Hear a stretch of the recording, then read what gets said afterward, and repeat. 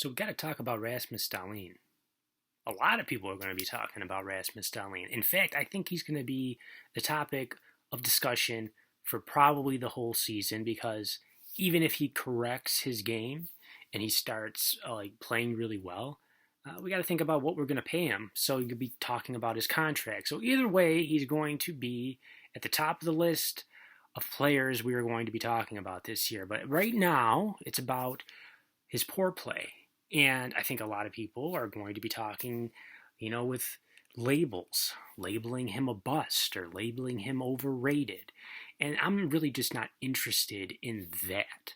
The problem with everything that's going on is I really want to trade Rasmus Dahlin. And if I say that, then that means that I'm lumped in with a whole group of people that I don't really think that I want to be lumped in. Because that group of people is really just being emotional about the whole situation, and I'm not being emotional about anything. I'm just looking at it and being very cut and dry. I'm trying my best not to be emotional at all, and I think that's what I'm doing. I'm trying to look at this from a bunch of different angles. First and foremost, Rasmus Dahlin.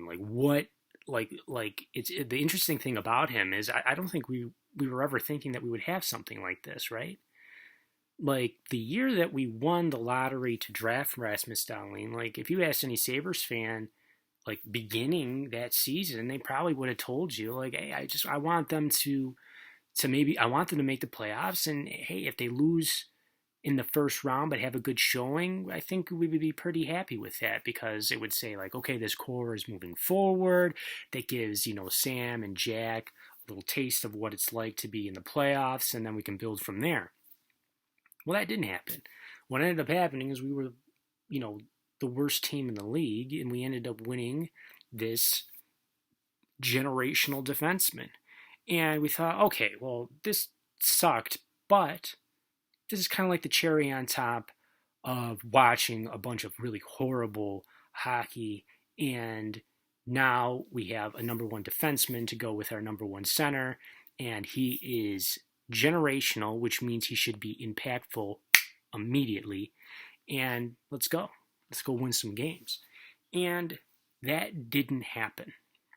So I first, I want to talk about that doesn't mean that he's going to be a bad player. He's just not unique, in my opinion.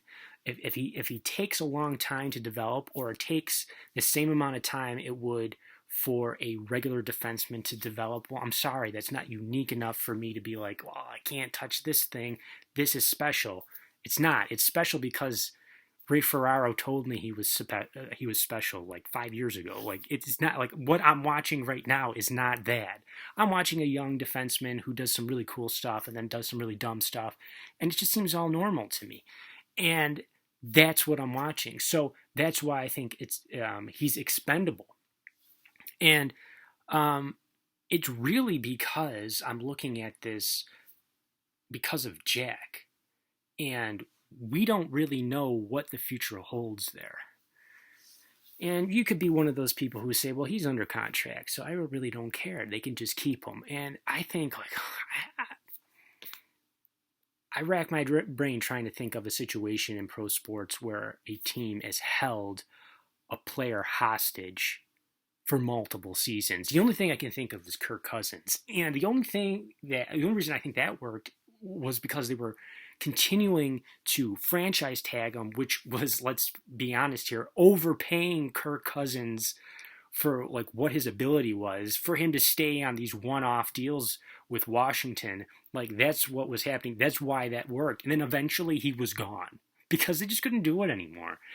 And it's just not sustainable. So I think you could keep a hockey player who's unhappy maybe for a year, and I don't know, judging by what they did with Taylor Hall, maybe that's this year. Maybe it was hey, you got to do something big. And they ended up signing the top forward in unrestricted free agency to come play for the Sabres. They were okay, well, we'll throw $8 million at Hall for 1 year, and let's see if we can win with this. So maybe we're living in that year right now. And then next year, in the offseason, if this goes poorly, he says, you know what, I'm out. I'm done. And that's tough. It's not what I want, but you have to make that decision quick, because following the following season, that's when his no move kicks in. So we have this off season, we have another season, and then his no move kicks in. So you have to trade him before that happens, because your leverage is gone. So it's really like trying to figure out what the hell's going on like this summer. And that gives you the best option to trade him for the biggest return, because you have the widest variety of teams that you can choose from. And that's why I think like Dahlin, trading him, it's like a contingency plan to that. Like it's being proactive to that rather than reactive. Like if Jack says, well, you know what, I'm leaving, and if our attitude is like, I guess now we have to rebuild, like what the hell? Like you could have started before. So that's what I think that this is, because if we trade Dahlin for a young center that has this similar team control as what Dahlin has, then that gives you if it goes wrong with Jack, you have a backup plan. You have two centers potentially in Dylan Cousins and this center that we would receive for Dahlin, as that's what you're building the next core around. And you're kind of ahead of the game with that, because if you're building a team from scratch, that's probably where you want to start. You don't start with a defenseman, at least I don't feel that way. So I would I'm starting here.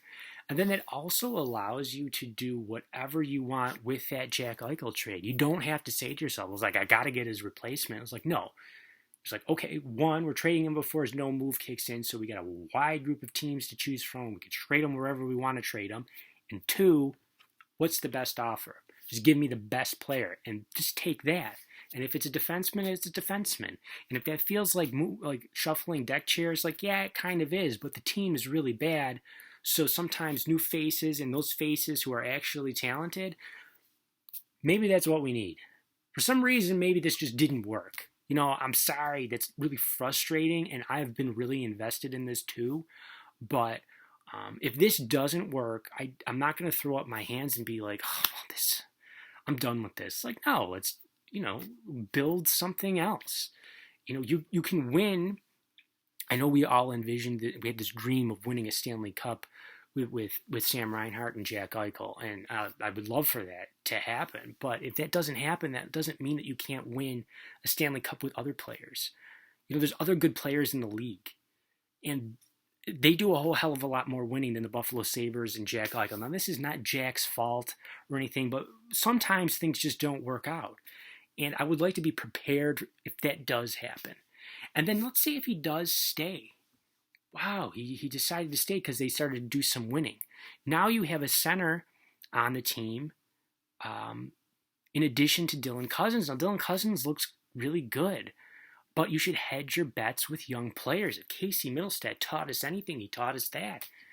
Just don't be like, okay, well, we got Dylan Cousins, so I guess we're fine at 2C. No, get another one in case that doesn't work out. And then maybe one of them is playing a wing role, or one of them is playing in third line, or whatever. Or you just go with who's ever, playing better, gets the better line. I don't care what you do. But having two good young centers behind Jack Eichel, you're going to tell me that's a bad thing? And I also want to say that in situations like this, we don't think about the return. We always think about what we're losing. Like, why do we think that way? What if the return is really good? What if you get a player back that's better, who can help them right now? Not, oh, well, I heard he was going to be good, so let's hold out hope for that. Hedman took 5 years to develop. No, what if the player right now is good and can be impactful now in this season when we have Taylor Hall? The only thing that throws a wrench in what I think my plan is the salary cap, because we're up tight against it. And you're talking about dollar in, dollar out sort of trades, and I don't think long-term IR can help them. And you would have to make a trade to then make another trade. So I think that's the only thing that's really probably going to throw a wrench into it, other than this being just my thought, not the organization. Like, the organization is never going to trade Rasmus Dahlin. It's just too crazy in their minds. I guess just in conclusion, I wanted to just really like flesh out all my thoughts on it because I just think my thoughts are actually different than what the narrative is going to be going around, um, like the fan base regarding Dahlin. And you know, go Bills. At least there's the Bills, right? So an end to what's been sort of a frustrating week with them playing some good hockey against the Flyers and not getting rewarded for that, or only winning one game, and then having this tough loss against the Capitals with a weakened roster due to some COVID things. So anyway, thanks for watching. Go Bills, and that's that.